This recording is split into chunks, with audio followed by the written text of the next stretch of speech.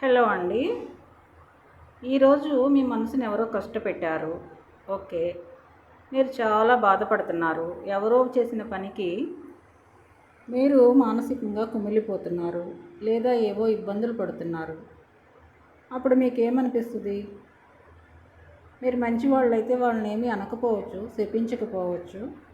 But మనసులో అయితే అనుకుంటారు కదా, దేవుడు అనేవాడు ఒకడున్నాడు, ఆయన చూసుకుంటాడు, ఆయన వాళ్ళని పనిష్ చేస్తాడు అని.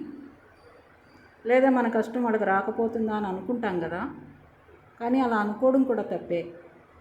ఎందుకంటే ఇప్పుడు మనకు వచ్చిన కష్టం, అందులోని సాధక బాధకాలు, ఆ బాధ యొక్క తీవ్రత, మానసిక క్షోభ, ఇవన్నీ ఎలా ఉంటాయో మనకు తెలిసినవే.